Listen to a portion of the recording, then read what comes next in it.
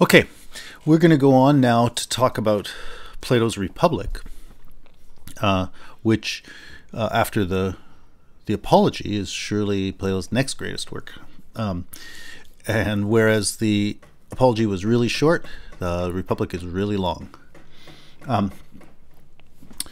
So we're not going to talk about it. We're not going to be able to talk about it in intricate detail. That would take a long, long time. But I'm going to carve a line through it. So first of all, as I mentioned before, most of Plato's writings take the form of dialogues, which is to say portrayals of conversations that especially Socrates had with other people. And the Republic is an example. That's a prominent example of that. So we met Socrates in the Apology shortly before he died, when he was 70 years old, and when he gave an account of himself and what he did. And now we're going to read in this dialogue. We're going to read something that is a portrait of him in action, that guy doing his thing, and this is a portrayal of a conversation that he has, with quite a few people. There are a number of different characters in it, half a dozen or so, but mostly it's a portrayal of a conversation that Socrates has with Glaucon and Adeimantus, who were Plato's brothers, and even more than the pair of them, it seems even more especially to be defined by a conversation that Socrates is having with Glaucon. We'll see more about that in a little while. Is it a real conversation? I mean, nobody knows that. Maybe he just made it up. But it could be a real one, or that is to say, it could be about a real conversation. In Xenophon,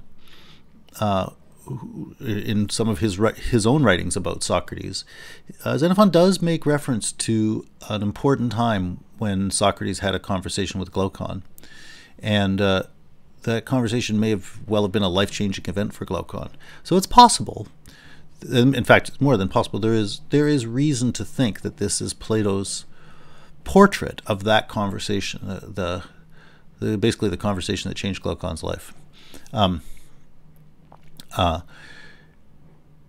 That may or may not be so, but in any case, it is a portrait of a conversation, especially with Glaucon and his brother Adeimantus with Socrates on a particular occasion. I want to say something about that issue of it being a dialogue before we get into talking about the details. Right? So it's a portrayal of a conversation, and in that way, it's a kind of work. It's a genre of writing that resembles Sophocles' Antigone more than it resembles Quine's Word and Object or something like that, right? It looks much more, it's a dialogue. It's more like a drama than it is like a philosophical essay. It is like a philosophical essay to the extent that at various times in the conversation, certain characters, Socrates or Glaucon or whoever it might be, says, I think this is the case, and here are my reasons for it, etc., etc. And so certain times people speak a little thing that's like a not very polished philosophical essay, and it's also a little bit like a philosophical essay in that the whole structure of this over hundreds of pages is the characters talking about a particular issue that they're trying to work out. So in a way, there is a sustained investigation of some issue. But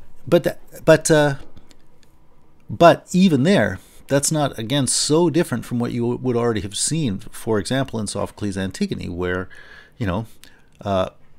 Antigone periodically states things that she believes and gives reasons why, and then as Ismene states a counter case, and later, Creon states a counter case, and at certain points they make little speeches about why people are bad who do this, and then they argue and so on.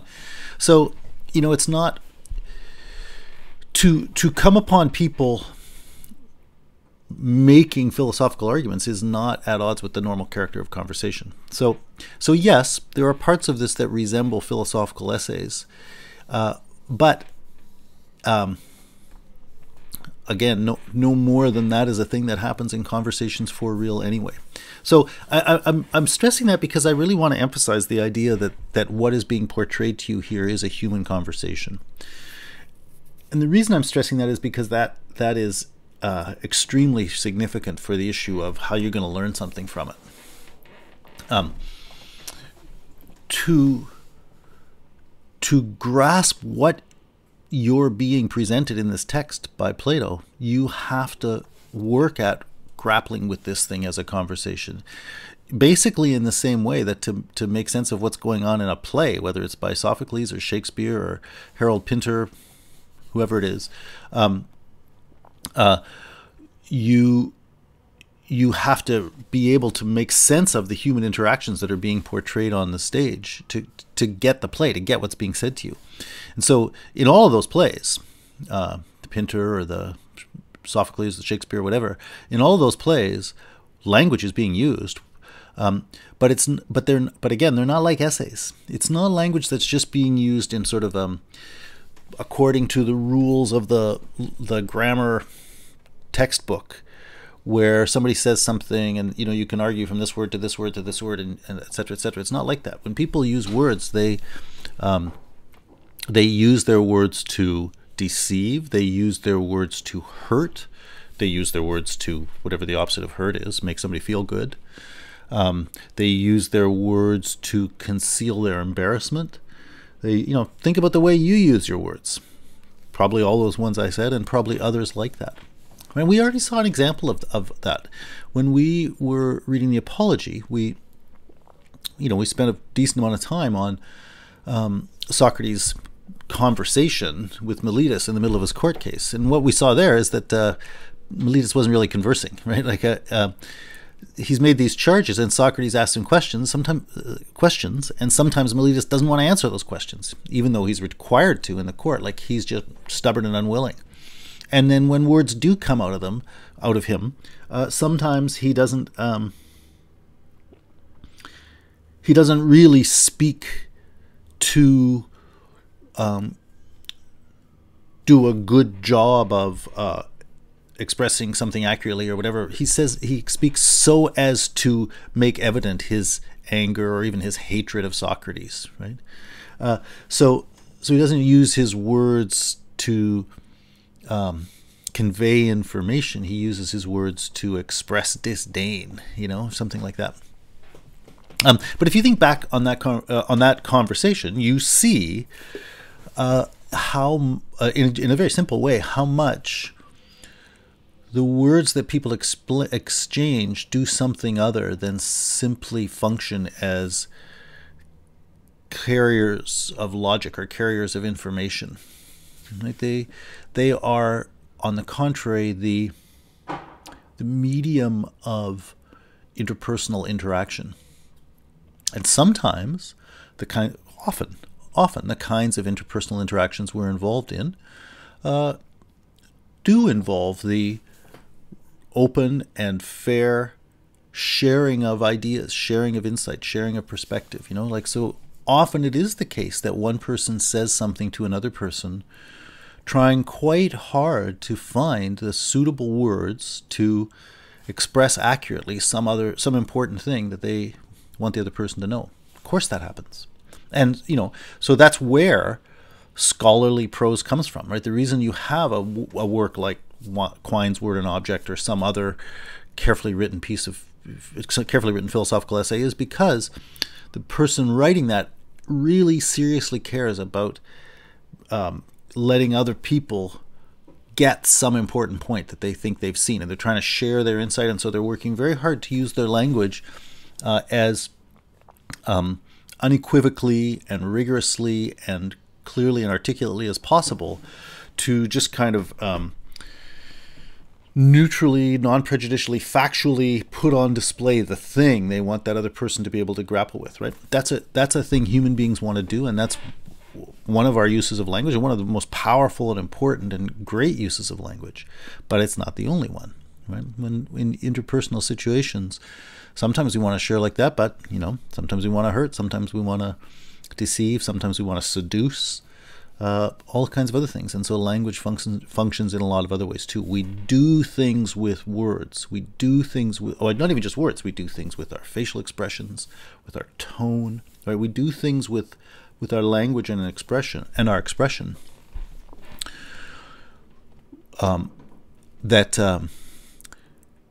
That reflect what we're trying to do with that person we're engaged with, and those things are quite a bit broader and richer than the simple communication, the simple neutral communication of logic and information, right? This logical communication of information. So you need to remember that when you are now watching, when you are now reading the portrait of a conversation. You need to be watching for human interactions.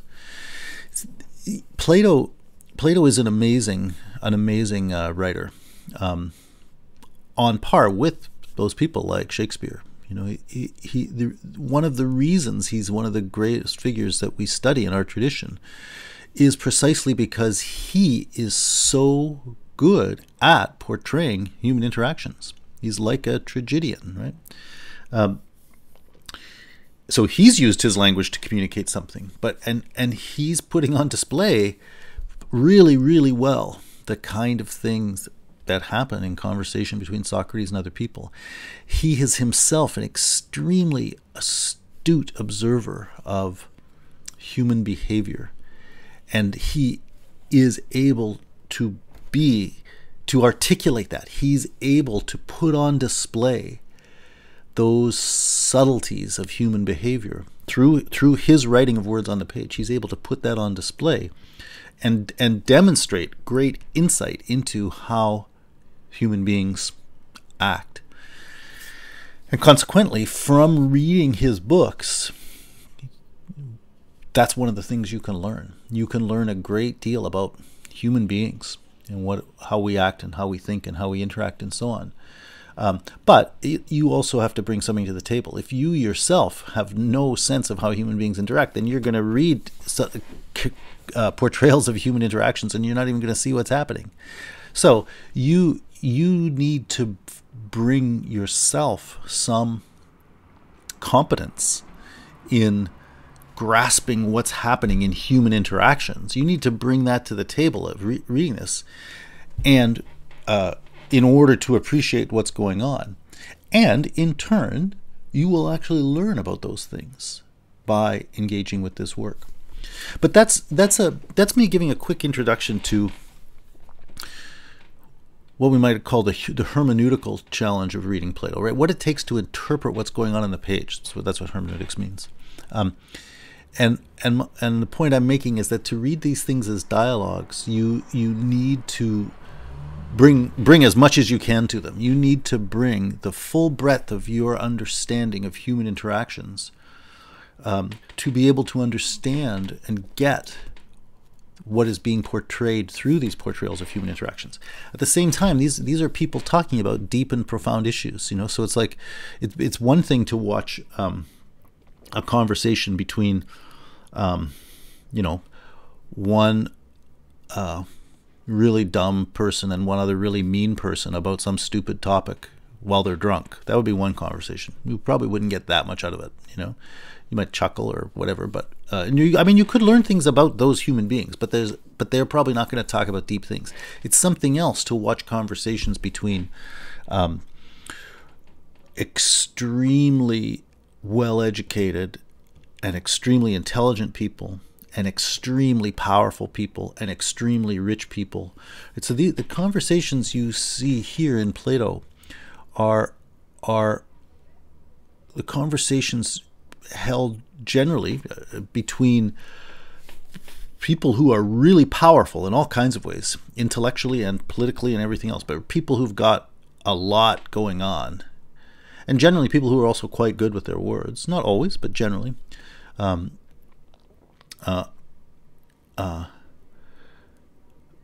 get these really powerful people talking about really complex and important subjects. So, therefore, you need to bring not only a decent ability to understand human interactions, but you also have to be studying philosophy, right? You also have to be pretty seriously bringing your mind to bear to grapple with the deep and important issues of philosophy and politics and everything else, right? So to read these books well really demands of you everything. These are very hard books to read because you got to bring everything you can to them. At the same time, they offer a lot. The more you bring to them, the more you get out of them. Anyway, so that's just a little, as I said, a little sort of preamble about reading Plato. And so about reading this dialogue in particular. What I want to tell you a little bit about the context to set up that sense of what kind of conversation this is, and then I'm going to jump in at a particular spot. I'm not going to start. Well, I am going to read you from the first page, and that is the first thing I'm going to read. But that's not where we're going to start our study. I'm going to start actually in Book 2. And what I want to talk about first is just this little section in Book 2 from 368c to 374e. I'm just going to read those couple of pages because from the point of view of the larger subject matter of this conversation, that's where the conversation about that larger subject matter really starts. So in a sense, that's where things really begin. So we got at least two beginnings. We have the beginning of that, and then we have the literal beginning of this book. And so we're gonna look at both of those beginnings today a little bit. We're going to turn to Book 2 in a minute. But first I'm going to give you a little narrative of how we get to the spot where I want to begin there in Book 2. I want to tell you a little bit about what's going on in this conversation. So to do that, I'm actually going to start just by reading. I'm going to start by reading at the very beginning of Book 1. So it's Socrates speaking, and he says, I went down to Piraeus yesterday with Glaucon, son of Ariston. Okay, I went down to Piraeus yesterday with Glaucon, son of Ariston. That's where he's going to start, and the whole rest of this book is going to be him continuing to say what happened when he did that yesterday. So you don't know this when you read the first line, but what you gradually discover is that Socrates is having a conversation here with someone, and you don't know who it is. All you hear for the next few hundred pages is Socrates narrating to someone else the conversation he had yesterday when he went down to the Piraeus with Glaucon and so on. I'm not going to put any weight on interpreting that. For my purposes today, for our purposes today, or right now, that's not a big issue. But for the larger purposes of thinking about how to interpret this work of Plato, like you have to notice that this is Socrates' very, very long entry into a conversation with someone you don't know who it was. You know when it was. It was the day after Socrates went down to the Piraeus with Glaucon. Who's he talking to? I don't know. But anyway, that's the very first piece of framing that Plato has written here. He's written a conversation between Socrates and some unknown other person, and you are seeing his Socrates' day after reconstruction or re-narration of a conversation he had. And you could ask yourself why. Well, you could ask yourself, why would Plato choose to write a book like that? He didn't have to. He wrote lots of other dialogues, and they don't take that form. So why did he do that with his huge, great work? You can think about who's he talking to. And you think, why would he want to narrate that conversation back and so on? Those are all questions you could ask. But anyway, as I said, I'm gonna name that issue, but I'm gonna leave it aside for the purposes of our study. Other conversational issues I will not leave aside. So the Republic is Socrates having a conversation with someone else, and you don't know who. And he's having a conversation in the sense of talking for probably hours about something before that other person gets to speak back. But the thing he's actually narrating to that other unknown person is the conversation he had yesterday. So in his narration of the conversation he had yesterday, which is the rest of the book, there I am going to be concerned more about the conversational details. But anyway, let's just read on. So I went down to the Piraeus yesterday with Glaucon, son of Ariston. Okay, Glaucon, son of Ariston, that's Plato's brother. And he said, I went down to the Piraeus yesterday. The Piraeus is the port at Athens, or associated with Athens. So it's a little ways away, and it's a center of a lot of activity, as ports often are. And one of the things that's famous about it is, you remember I told you that at the end of the Peloponnesian War, Sparta won, and they set up an oligarchy where the 30 tyrants were installed to change everything and so on.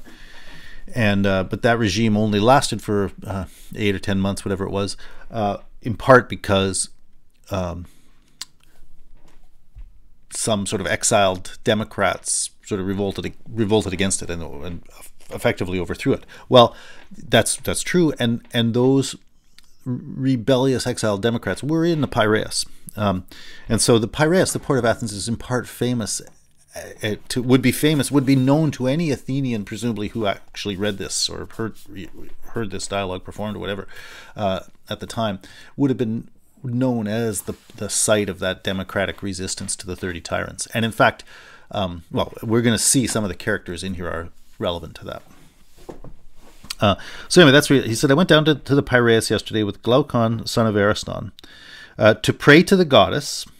And that's interesting. Again, Socrates is going down to pray, so he does his regular religious observances, incidentally. To pray to the goddess, and at the same time, I wanted to observe how they would put on the festival, since they were now holding it for the first time. Now, in my opinion, the procession of the native inhabitants was fine, but the ones the Thracians conducted was no less fitting a show. And after we prayed and looked on, we went off towards town. And then later, right at the end of Book 1, you might think, what festival is that? And at the end of Book 1, at 354a, the very end, he says, okay, let that be the fill of your banquet at the festival of Bendus, blah, blah, blah. I won't go into any more details about the text, but basically the way this thing unfolds, it makes it look like Socrates is saying that was the festival of Bendus that he was at. And Bendus was, I guess, a Thracian goddess, and he refers to the Thracians here. And so, generally speaking, people understand this to mean he was going down to the festival where, for the first time, the Thracian goddess Bendus was being celebrated. Why would you care about that? A variety of reasons. One would have to do with trying to put a date on when Plato is portraying this conversation as happening, right? But I'll say something about that in a second. But also because it's an interesting structure here.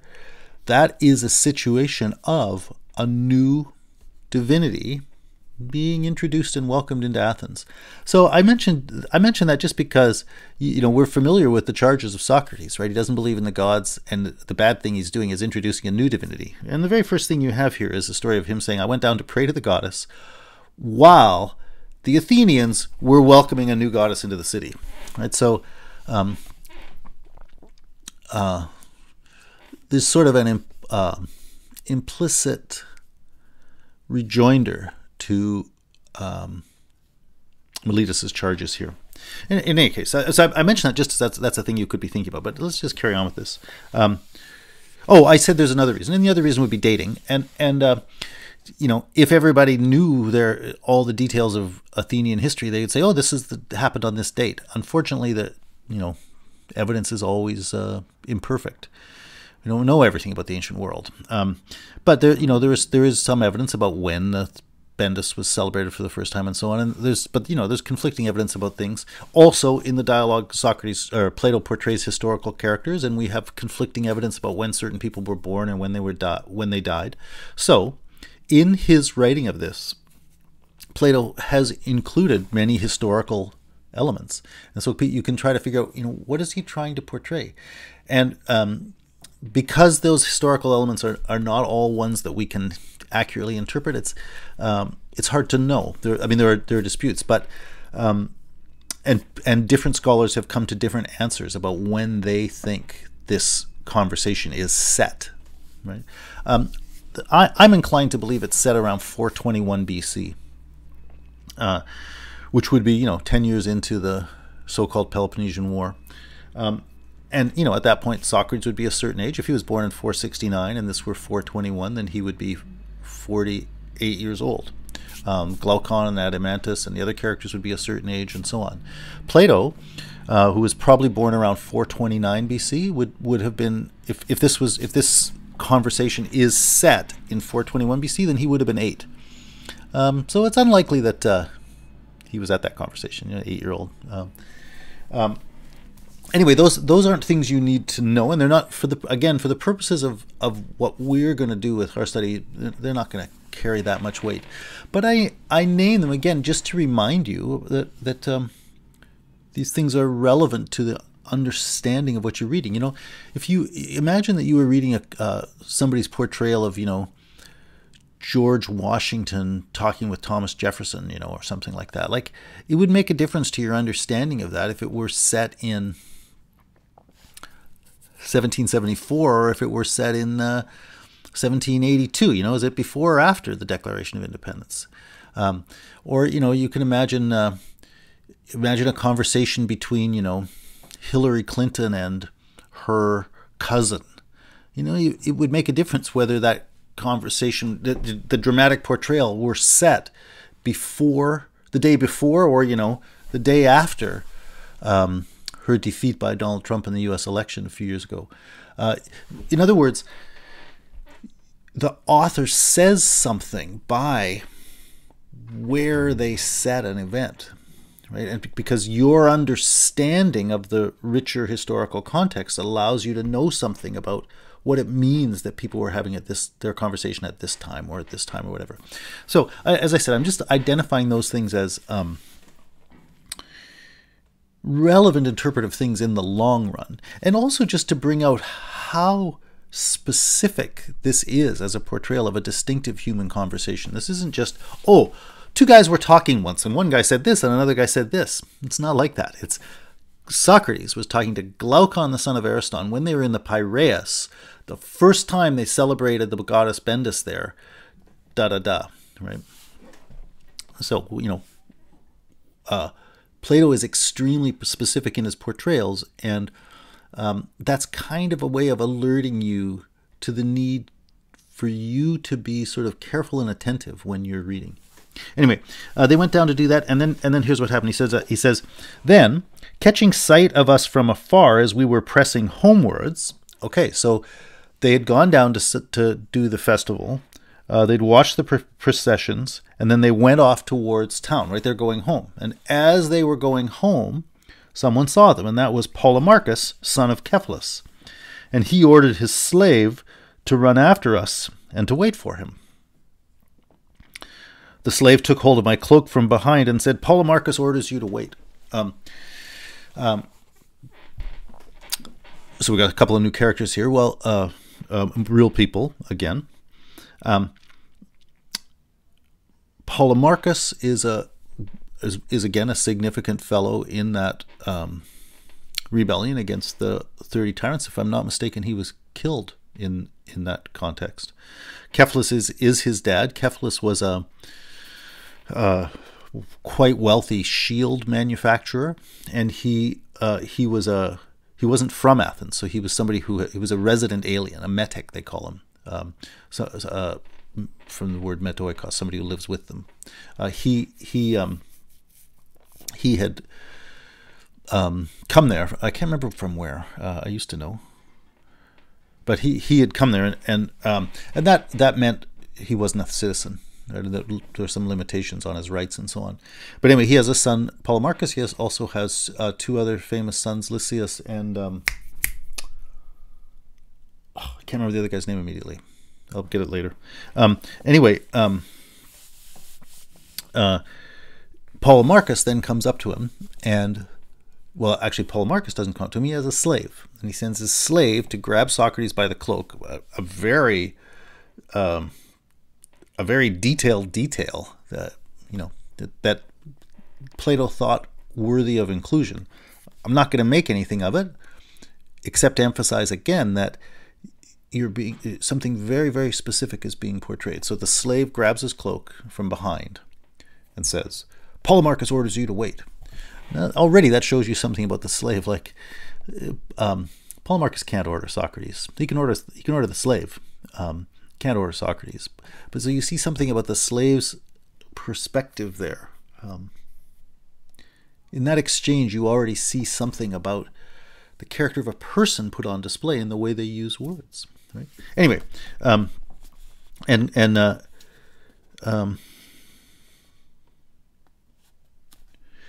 then Socrates says, "And I turned around and asked him where his master was, and he said, 'He is coming up behind. Just wait.'" He's kind of ordering him, right? And Glaucon says, "Of course we'll wait." Now it's interesting that Glaucon says that. So the slave grabbed Socrates and said, "You wait." And Glaucon says, "We'll wait." Same thing's going to happen a minute later. Polemarchus comes up and with a bunch of people and says, "You got to stay and talk with us." And he's being sort of bossy. Maybe it's in fun. Maybe it's not. I don't know. You'd have to read on and you'd have to get to know these people to decide what tone you're supposed to hear in Polemarchus saying this. And Socrates says, "Well, I want to go home." And Polemarchus says, "You can't leave. And there are a lot of us here. And if you try to leave, we're going to stop you." Like a lot of force. Like, is that in good fun? Is that a jest? Is it actually a threat? Is it one of those things that's somewhere in between? Hard to know. But anyway, one of the things that's interesting, and Socrates says, you guys say you're going to force me to stay here. And he said, and Socrates says, "Isn't there still another possibility?" This is at 327c. He says, "Isn't there still one other possibility?" I said, "Couldn't we persuade you that you must let us go?" And Polemarchus says, "Oh, could you really persuade if we don't listen?" Well, that's a very interesting question, right? Can you persuade someone if a person doesn't listen? And persuasion, you would think, means saying things that show something to be the case, and the force of your argument will convince someone else, right? But if someone isn't actually listening to you, if they don't pay attention, then it might not matter how good your argument is, you're not going to sway them, right? You might think back to the things that happened in Socrates' exchanges in the Apology. He asked Miletus questions. I don't know if Miletus really answered them. Was he really listening? Was he engaged? Maybe not. Socrates made an argument to try to persuade people. I think in large part he persuaded me of a lot of things, and he's persuaded a lot of others of the compelling character of the things he's trying to say. He didn't persuade the jury. And he began by saying, "I think it might be because you're not going to listen. At least you're not listening to me. Maybe you're the very nature of your soul is that you're listening to those charges you heard a long time ago when you were a youth. And therefore my words just kind of bounce off you and you can't even hear them," right? But anyway, in any case, this question, can you persuade someone who doesn't listen? That seems to me, again, to resonate with his trial and to raise a very important issue about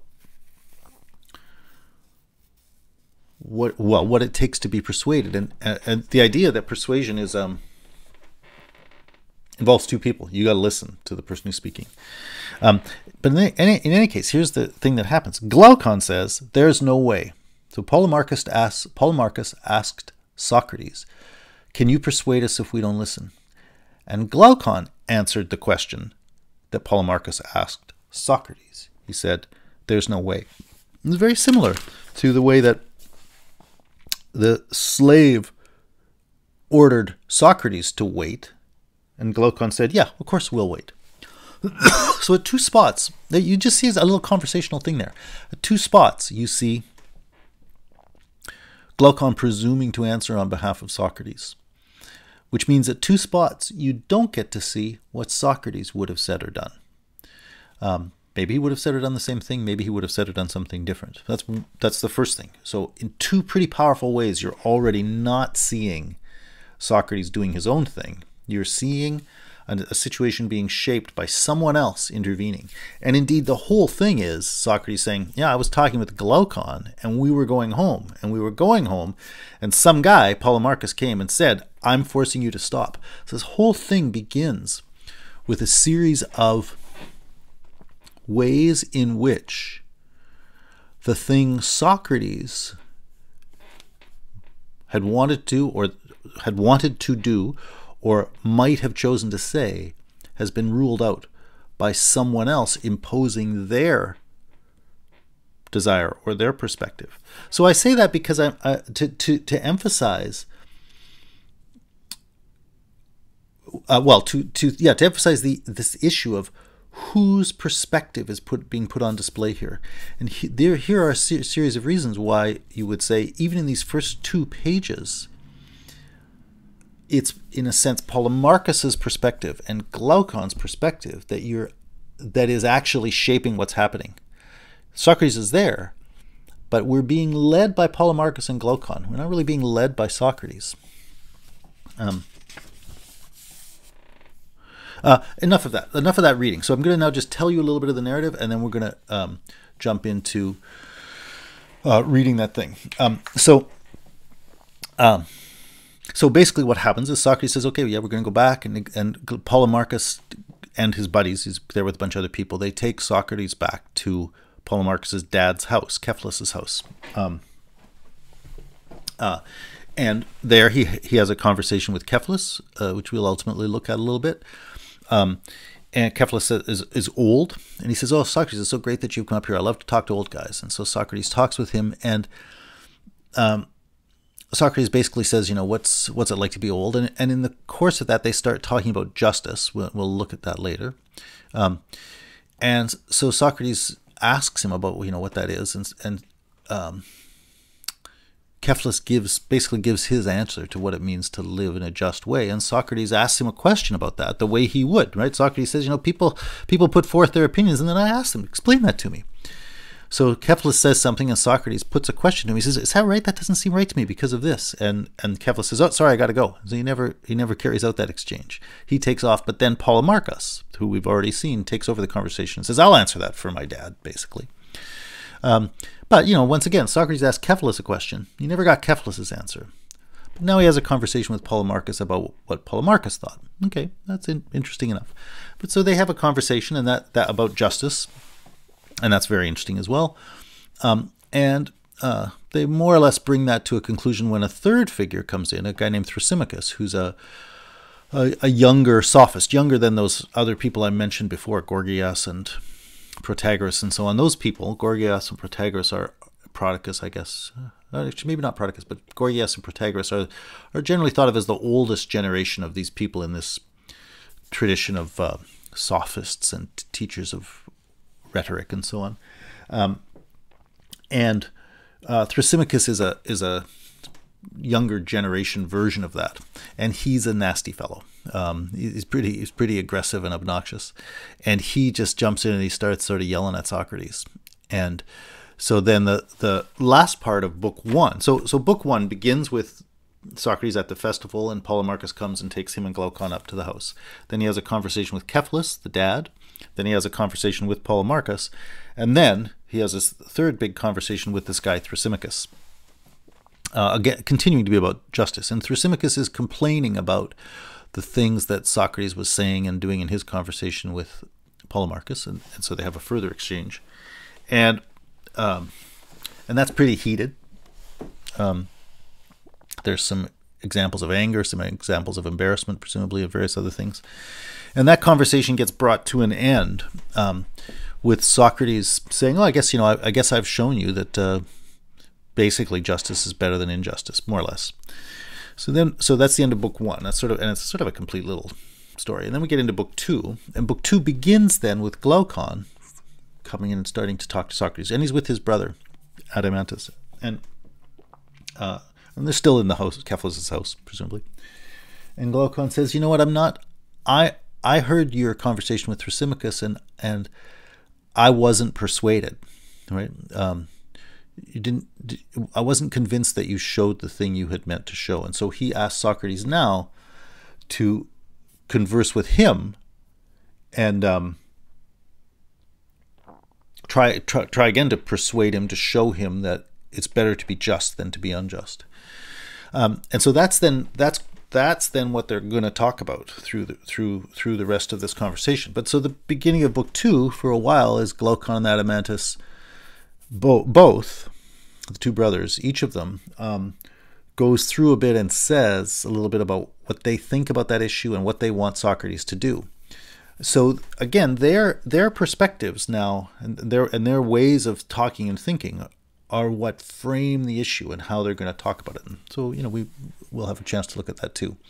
But eventually it gets around to Socrates, and they say, okay, so they say, Socrates, we want you to show us what justice is and to prove this. And so eventually it gets around to Socrates talking about that, and that's now where I want to begin. So I'm gonna just say a little bit about this. We're just trying to get started here. I'm going to say a little bit about this, and then we're going to come back and look at all this stuff more substantially. But so this is book 2 now, 368c. Socrates says, Glaucon and the others begged me in every way to help out and not to give up the argument, but rather to solve this question about justice. And so he says, so I spoke my opinion. That's interesting. He spoke his opinion. It's the sort of thing he doesn't often do. And his opinion is, this is going to be hard to basically show you what justice is. And then he says, going on a bit, now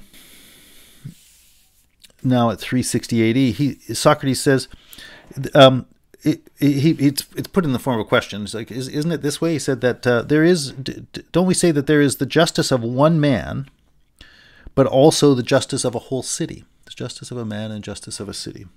And Adeimantus says, yeah, that's right. So we'll read on in a second, but let's just think about that for a second. Let's think back to,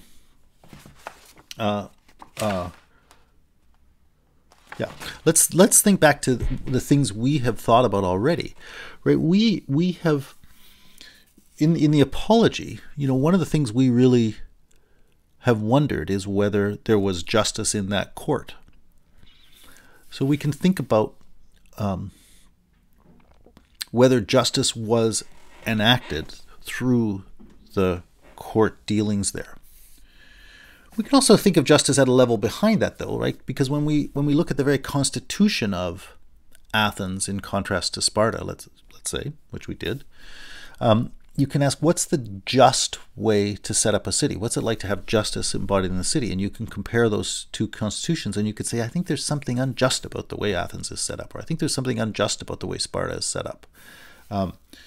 So let's assume that you say there's something unjust about that Spartan attempt to force everybody to be a soldier, and there's something more just about Athens and its respect for the range of human flourishing and whatever else, and focus on freedom. Well, that's interesting. Then, if you thought the Athenian constitution was more just, and and you like the democracy and so on, well, one of the constituents of that is the having of these law courts. So you might very well think that as a part of a city constitution, it is just that there be law courts. And yet, at the same time, in the context of the functioning of that law court, we can ask, was what they did just? Two different questions about justice there, both of which pertain to that law court. But in any case, we can look at justice in the city. When we look at the Athenian constitution, we can also look at the justice in the practice of that law court. And we can also look at justice in the behavior of individuals. Was it just what Miletus did when he brought Socrates before the court? Socrates says, you shouldn't have done that. He says, you're not behaving right when you when you call the cops on people like this and bring people to court. And so, he says there's something unjust in Miletus's behavior. So even if you have a just city, and even if the courts are just, you might still have an individual who's acting unjustly, right? It's different ways you could phrase that question. And of course, we can ask that question about Socrates' behavior. Is Socrates just?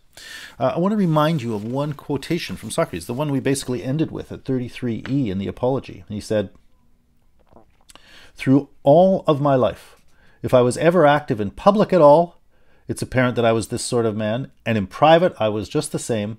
I was the sort of man who never conceded anything to anyone contrary to the just. Right? The point Socrates has made throughout this is that, from his point of view, answering to justice is basically everything. So that's the guy now who's here going to try to talk with Glaucon and Adeimantus about justice. And he says here, we could say there's justice of one man, and we could also say there's justice of a whole city too, right? And I'm saying we've already seen that. We've already been grappling with that ourselves when we've thought about these city constitutions and what would be just. When we've looked at the behavior of Miletus and Socrates and asked, is this just behavior? And also when we looked at that action at the court and said, was this a just judgment, right? So anyway, so let's carry on. So he said, and Socrates said, Adeimantus says, yes, certainly. And Socrates says, well, is the city bigger than one man? And Adeimantus says, yes. And then so Socrates says, so maybe there'd be more justice in the bigger, and maybe it would be easier to observe, right? Maybe, you know, so I guess the thing I want you to think about there is, if you are going to try to understand what justice is, I mean, the first thing you have to recognize is that it shows up in these different forms. And, you know, there may be a relationship between those. There could be different kinds of relationship, and you should ask yourself what those are. But Socrates basically says, I think we're going to start by looking at justice in the city. And by trying to understand what justice is in the city, that might be then a powerful lens for allowing us more easily to understand what justice in a person is in a person. So he says, so perhaps there'd be more justice in the bigger, and it would be easier to observe closely. So if you want, so again, he's giving them an option. He says, if you want, first, we'll investigate what justice is like in the cities, and then we'll go on to consider it in individuals. Right? And they say, and Adeimantus says, yeah, what you say is fine to me. So then Socrates says, okay, well, let's watch a city coming into being in speech, right? So we're going to, in our conversation, we're going to bring a city into existence, which is to say we're going to talk through what it takes for cities to come into being.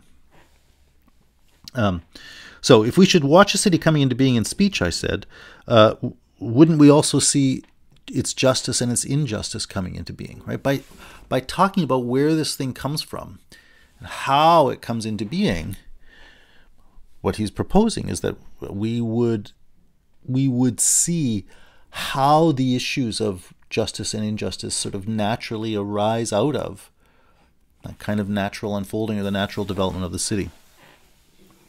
And so, and Adeimantus says, yeah, probably that's right. So then Socrates says, okay, when that's been done, then we can hope to see more easily what we want to see. And Adeimantus says, yes.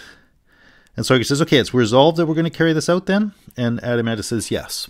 Right. So again, emphasizing that this is an agreement. Socrates has been proposing things, but they've been agreeing. And you could disagree at various points. You might think, nope, that was the wrong move. They didn't say that, Adeimantus and Glaucon. Well, actually, just Adeimantus. Glaucon didn't even speak.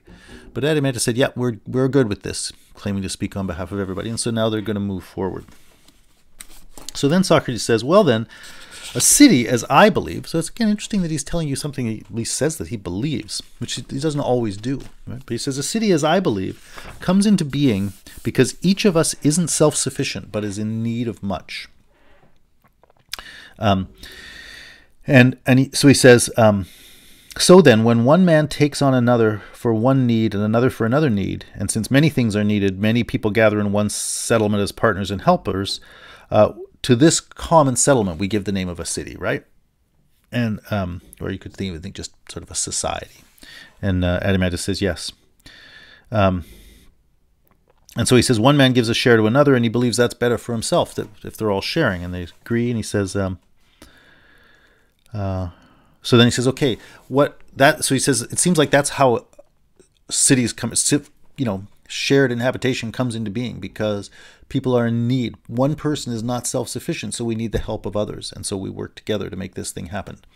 And so then he says, what are those needs? And he says, so first it would seem the greatest need is the provision of food. Second would be housing. Third, clothing. And so we'd get those people. We'd get a farmer, we'd get somebody who builds houses, we'd get people who make clothes, right? And so he says, well, so doesn't it seem like the city of the utmost necessity would be made of 4 or 5 men? And Adeimantus says it looks like this. I mean, right there, I would have a question. Can you have a city of just 4 or 5 men? I kind of think not. I think one of the needs he's forgotten about here is that, people have to be born and so on. And so it's true. You could have some already developed adults who are farmers and so on, and they could get together and do their thing. But more realistically, I think there would be some more basic needs about having a bit, the sort of reproducing human unit, which means couples and children and so on. So they don't mention that here. They don't mention families and child rearing. the care of children as part of the needs of a city. And I would think they probably should be included. But maybe that's not, maybe he's taking that for granted. And maybe he's saying, from the point of view of the needs, the activities we need to make the cities go once we have families, you need people to do this, you need people to do this, you need people to do this. And so you'd need a bunch of different practitioners. So that seems all right. So just a little bit more, and then we'll pause this one. So he says, now, what about this? Must each one of them put his work at the disposition of all in common, ...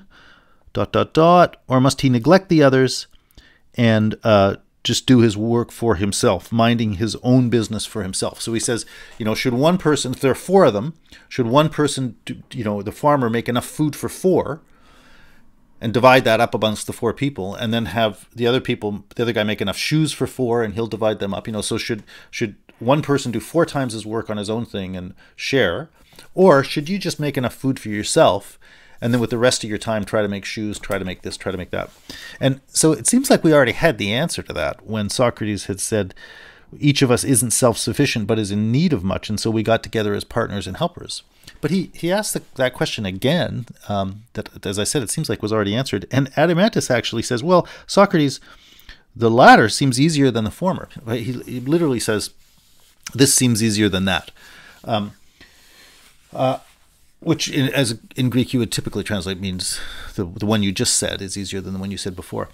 It's a little hard to say. If in any time in a conversation, if somebody says this is easier than that, you'd want to say, what did you mean by this? Because sometimes we do get confused. And so, conversations are sloppy things. If this were a philosophical essay, you'd think this is easier than that would mean the latter is easier than the former. But in human conversations, those things can be more sloppy. And the reason I mention that is because different translators translate that sentence differently. I think Bloom here, has translated it correctly when he says the latter is easier than the former, but some translators actually say the former is easier than the latter because they think that must be what Adeimantus said, because didn't he already agree to it? Who knows? Tricky conversation. But anyway, but Socrates then goes on to say, he doesn't answer that directly, and it doesn't really clear up quite what Adeimantus said, but he says, he goes on effectively to argue why it would actually make more sense for one person to do one job, not to try to do everything. So he's continuing this idea that, in fact, it's not such a good idea for one person to try to do everything, right? And he says, well, I had this thought when you spoke that, in the first place, each of us is not naturally quite like anybody else, but we differ. And different people, different men are apt for the accomplishment of different jobs. Isn't that right? And Adeimantus says, yeah. So, different people can do different things. And so, and basically he's going to say, some people are going to be better at farming and some are going to be better at shoemaking. And he says, and what about this? Who would do a finer job? One man practicing many arts or one man practicing one art? And Adeimantus says, one man, one art. So, what I think is happening here is, first of all, we're seeing that Adeimantus can't really follow the conversation very well, because I think he pretty much did already agree that people are going to share. And then when Socrates asks him about that, Adeimantus comes out on the wrong end and says, oh no, it'd be better for each man to work for himself. So that's Adeimantus putting forward his opinion. And, Socrates is now going to go through his normal kind of conversation and show that he doesn't really know what he's talking about. And so he says, okay, you say that? Yeah, but don't you also think this? And Adeimantus is going to agree to these other things. And so Socrates is effectively going to conclude, okay, if you think of your own reasoning about these other things, you'll see that you gave the wrong answer. So I think that's what's happening here. So anyway, so he says, but I want to just go through this just for a second to bring out this idea of an art or a craft and so on, which we're going to talk about more next time. So he says, it's plain too, I think, that if one man lets the crucial moment in any work past, it's ruined. So he's saying there, if you're a farmer, you got to go out and harvest the crops when they need harvesting, or that's a good enough example. Given that whatever the thing is that you're doing, it has things that have to be done at the right time. And that's one of the reasons you can't do a whole bunch of things at the same time. I face that sometimes. I'm a university teacher, but I'm also a dad. And those two jobs don't easily fit together. When we weren't in the midst of the global pandemic of COVID-19, it was a regular thing for my son who at that time when it started was still 3 years old. He's 4 now. He would go to his preschool for a few hours every day, and that is when I was able to do the work I needed to do for my university job. But suddenly, his school closed on March, whatever that was, March 16th. And he was at home all the time. And there was never, and you know, he doesn't shut down. So there was never any time allotted in his day for me to take time out and do my work as a university professor. So it's pretty hard. And basically, one thing has to be sacrificed to the other. Either I can't deal with his needs when they need to be dealt with, which would be my job as a dad, or I can't deal with the needs of my job as a university professor when those needs need to be dealt with. Like an email needs to be answered by this time, or a student needs this information at this time, or I have to get some grades in at this time, or whatever it is. And so sometimes I get lucky and I can make those things work, or sometimes somebody else can come over and look after them for a little while and I can do this. But the fact is, the simple fact is, those are two jobs, each of which has their own needs, which are related to a timeline, and they don't fit, they conflict. And I can't do both of them well just by themselves, right? Other things have to be in place for me to be able to do this and this. So that's what he means when he says, like, you know, isn't it mostly the case that one person can do one thing, one man, one art? And if a man lets the crucial moment in the work pass, it ruins it. Right? And so those are a couple of examples of how that happens. He says, I don't suppose the thing being done is willing to await the leisure of the man who does it, but on the contrary, it's necessary for the man who does it to follow close upon the thing that's being done, and not as a spare time occupation. Yeah, and I really feel that in my attempt to do two things. And so, if you have a person who can devote himself, or ultimately we would want to say herself, or themself, or whatever, they're only using man as the example here. So we'll stick with what they say. But so if a man were going to devote himself to this thing, that thing will be handled better if you can devote yourself to it, right? Each thing becomes more plentiful, finer, and easier when one man, exempt from other tasks, does one thing according to nature and at the right moment. And Adeimantus says right. So that's why. So then he says. So there effectively, Adeimantus has shown that his answer was wrong. Right there, you need people. You need a division of labor. That's what makes cities work. Cities are precisely when individuals don't try to do everything for themselves, but when we engage in a cooperative endeavor where we essentially divide up the work and share the products of our work to get this overall thing done. That's Socrates' account of the origin of the city. Pretty straightforward, pretty reasonable one.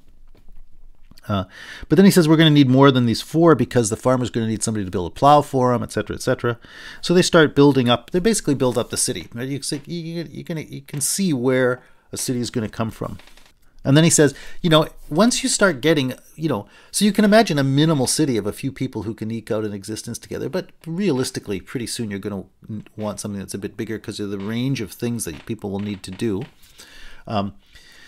And once you got a big enough thing, you're going to realize, well, this city isn't well situated for providing enough food for itself, or this city isn't well enough situated for providing enough wood for itself, or it's not well situated for providing enough water for itself, or whatever. And so you get different cities, and they engage in trade. So he says that's another thing then that happens. So, and then he says, and when you get a big enough city too, there are going to be people who can really carry out those tasks, good farmers, good whatever else. There are also going to be people who aren't particularly skilled. So you're going to see people who really are only going to offer their labor. So you can put them to work at this task, but they're not really